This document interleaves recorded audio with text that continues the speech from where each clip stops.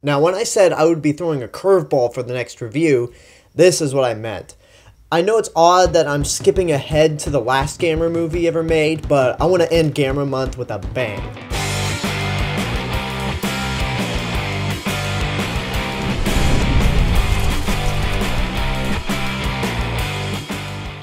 This is Gamera the Brave, the only film so far in the Millennium series, the last Gamera movie ever made, and the first one to be made by Kadokawa Pictures after they acquired Daiei. The movie opens in 1973 where a flock of Gauss is attacking a village, but Gamera comes in to try to save the day. Gamera eventually gets outpowered by the flock of Gauss and has to self-destruct in order to kill them and save the village. So pretty much in the first 3 minutes of the movie, Gamera is dead. 33 years go by as the son of one of the survivors from the village finds this egg, and from it a baby turtle hatches from it, and the kid starts to find out that this turtle can fly. It grows at an alarming rate, so basically it's the son of Gamera, which he is nicknamed Toto. Now, the first time I ever saw Gamera the Brave, I really hated this movie. That's because the last 3 movies we're going to talk about in Gamera Month, or more like the 3 movies that preceded this, were more my cup of tea in terms of a monster movie. I was really taken back and frustrated how childlike it was and how more aimed towards kids it actually was, but ever since I've started doing this, watching the older movies, I've given Gamera the Brave another shot, and I actually have a lot more appreciation for it. Like, the older movies are very cheesy, not particularly good movies.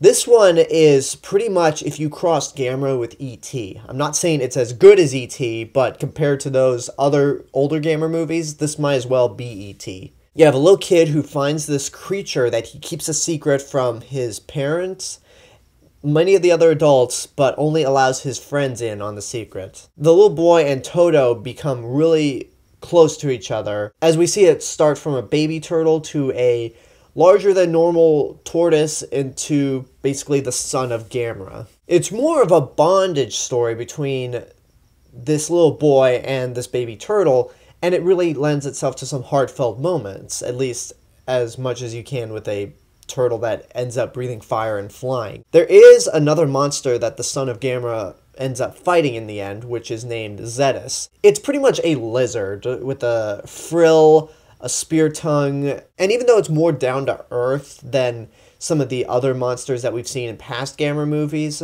I appreciate that for the tone of this movie, because this tone is very down to earth.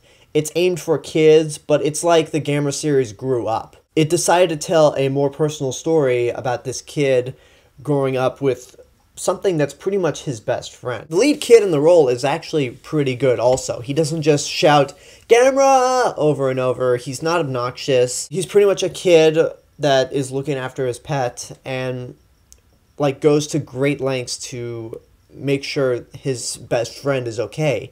And I know I've complained about Toshio in the first movie going out of his way to save Gamera, but this one makes a lot more sense because these two grew up together. The destruction scenes are really good, and the suits for Zetus and the baby Gamera actually are pretty well done. So it sounds like I really love this movie now, which I won't say love, I do like it. Ever since I've revisited this movie, and especially after seeing the first 8 Gamera movies, as I've said, I have more appreciation for this movie and actually like it. But there's one problem. There's one thing that I would call a major complaint about this movie. And that is, they used the wrong roar for Gamera.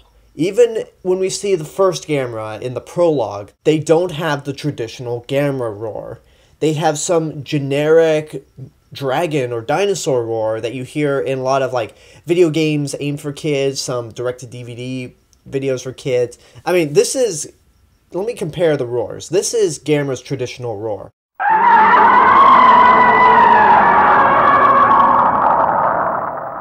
Now, this is the roar used in Gamera the Brave. Even when I first saw this movie when it came out, the fact that they don't use Gamera's traditional roar just made me irritated beyond belief. It's like the equivalent of not having Godzilla's traditional roar. I mean, I can't believe I'm doing this. Even the Roland Emmerich remake of Godzilla used the traditional Godzilla roar in certain areas. This doesn't have Gamera's traditional roar at all. It has Gauss's, which is odd, but not Gamera's. Your title monster does not have his trademark roar. So while I still really like this movie, a lot more than when I first saw it, I cannot say it's great, because the fact that they completely abandoned Gamera's traditional roar, it's weird. It's like, why did you do that? Why did you instead go for a stereotypical dinosaur roar? Maybe it's nitpicking for some of you, but for this character to be established for 50 years with that traditional roar, only to have this in the place, it just really took me out of the movie. So again, I cannot say it's great because of that one mistake, but because it's very sincere with the chemistry between the little boy and the baby Gamera, and the fact that some of the action scenes between Gamera and Zetus are really cool, I'm going to say it's good but not great. The fact that they don't use the traditional Gamera roar irritates me beyond belief, but I have to give credit where credit is due. This is a pretty good movie. And that's my review for Gamera the Brave. Leave a comment, tell me what you thought of the movie. If you've seen it, like, subscribe, go check out my video blog channel. You can follow me on Twitter, Instagram, go like my Facebook page. And this is the real Mr. Robinson telling you, there is only one. We are coming on to the last week of Gamera month, and as I said in the intro, we're going to end things with a bang. Tune in next week as I review the Heisei Gamera trilogy.